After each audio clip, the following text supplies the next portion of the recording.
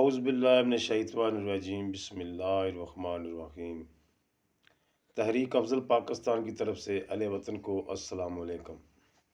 ناظرین، آج کا جو موضوع ہے ویڈیو کا وہ ہے مسلم لیگ نون اور پاکستان پیپلز پارٹی۔ یہ دونوں جماعتیں مرکز میں سے جانے سے گھبرا رہی تھیں۔ پیپلز پارٹی نون لیگ کا ساتھ دے رہی تھی کہ ہم وزارتیں نہیں لیں گے، ہم آپ کو سٹینڈ کریں گے، انشاءاللہ جس جگہ پر پیپلز پارٹی کی آپ کو ضرورت پڑے گی وہاں پر آپ کو ہم سٹینڈ دیں گے، ہم حکومت کا حصہ نہیں بنیں گے۔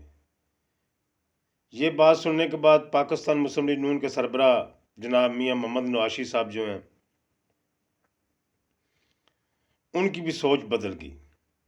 انہوں نے اپنی کمیٹی میں بیٹھ کر اپنی کیبنٹ کے ساتھ جب بات چیت کی تو کیبنٹ نے ان کو مشورہ دیا کہ میاں صاحب پنجاب میں گورنمنٹ بنائیں اور مرکز میں اپوزیشن میں بیٹھیں۔ دونوں جماعتیں اپنے اپنے وعدوں سے بھاگ گئی تھیں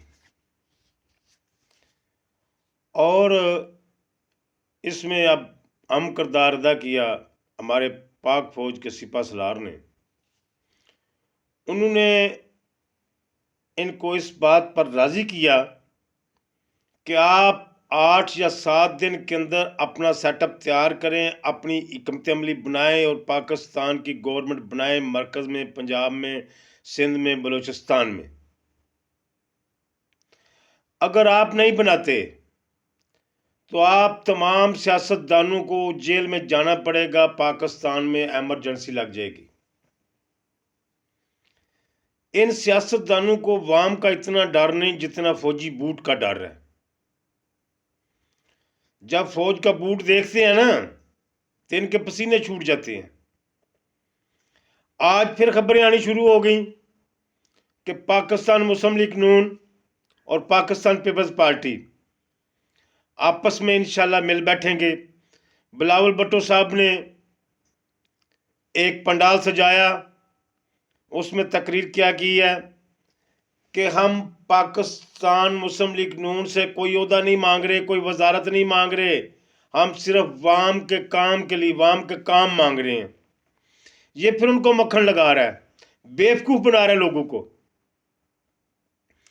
یہ بھائی ان کو جنرل صاحب نے دبایا، ڈرایا، دمکایا، پھر یہ دونوں جماعتیں اس بات پر ایگری ہوئی ہیں۔ جنرل صاحب نے صاف یہ بات کہی ہے کہ تحریک انصاف کی گورنمنٹ ہمیں نہیں چاہیے، تحریک انصاف کی گورنمنٹ ہمیں نہیں چاہیے، کیونکہ خان صاحب جو ہیں نا وہ اپنی جو حکمت عملی بناتے ہیں تصادم والی، خطرے والی، بغاوت والی۔ میں آپ کو بتاتا ہوں کہ جب انہوں نے جناب میری یہ وزیر اعلیٰ خیبر پختونخوا علی مین گنڈا پور کو نامزد کیا اور اس بات کا علم ہوتے ہوئے، عمران خان کو اس بات کا علم ہوتے ہوئے کہ علی مین گنڈا پور 9 مئی کے واقعات میں اشتہاری ہے، اس کے خلاف 3-4 پرچے ہیں،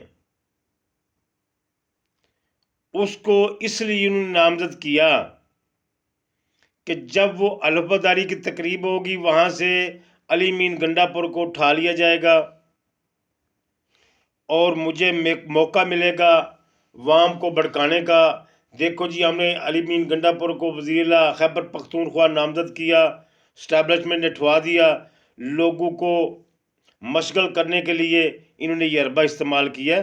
یہ ان کی مکرو پالیسی ہے، مکرو پالیسی کہ عوام کا فوج کے ساتھ ٹکراؤ رہے۔ میں پاکستانی عوام سے اپیل کرتا ہوں، فوج کے سامنے آنے کی بجائے اپنے گھروں میں بیٹھے۔ یہ چور چوہے سیاستدانوں نے اپنی ہر ضد جو ہوتی ہے نا، ضد یہ عوام کے ذریعے حل کرنی ہوتی ہے داروں سے۔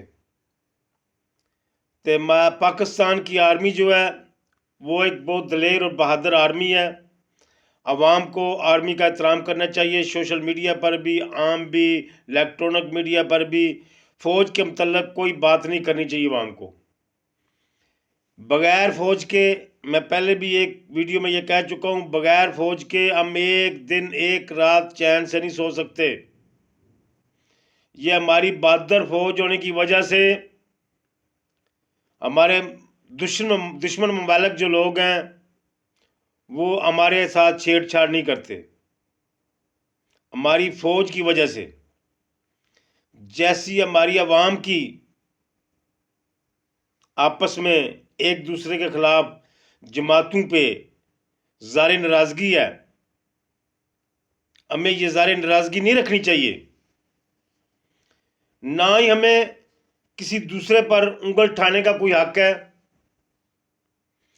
سب سے پہلے ہم ان حکمران کو غلط یا اپنے دارو کو غلط کہنے کی بجائے اپنے گریبان میں چانکیں. ہر بندے کو اپنی اپنی صلاح کرنی ہوگی. جب ایک شخص ماندار ہوگا اس کو پوری دنیا ماندار نظر آئے گی. جب ایک شخص بے ایمان ہے اس کو پوری دنیا بے ایمان نظر آئے گی. برادر، سب سے پہلے ہمیں اپنی صلاح کرنی ہے. میرے اللہ پاک نے فرمایا جیسی رائے ہوگی ایسے حکمران نازل کرتے جائیں گے. بات میں مسلم لیگ نون اور پیپلز پارٹی پر کر رہا تھا، تو میں نے وہ خیبر پختونخوا کے وزیر اعلیٰ کا حوالہ دیا. اس کے اندر برادر، اب پاکستان مسلم لیگ نون اور پاکستان پیپلز پارٹی جو ہیں وہ پوری تیاری کر رہے ہیں. وہ پوری تیاری کر رہے ہیں گورنمنٹ بنانے کی. انشاءاللہ آپ کو ایک ہفتے کے اندر اندر سارا رزلٹ سامنے آ جائے گا. کون سی پارٹی مرکز میں آتی ہے اور کون سی پارٹی جناب میری اپنا اپوزیشن میں بیٹھتی ہے. یہ ایک ہفتے کے اندر آپ سب کو نظر آ جائے گا. فی الحال جیسے 2 دن میں یہ مارشل اللہ کی راہ ہموار ہوئی ہے، میرا خیال ہے یہ مارشل اللہ کا اور ایمرجنسی کا جو خطرہ ہے وہ ٹل گیا. آج کی جو خبریں ہیں الیکٹرونک میڈیا پر، اس سے یہ محسوس ہوتا ہے کہ اب پاکستان کے لیے سیاست دانوں کو کمر کسنی ہوگی، پاکستان کے وزارت عظمیٰ کا حلف اٹھانا ہوگا اور پاکستان کو ایک اچھے موڑ کی طرف لے جانا ہوگا.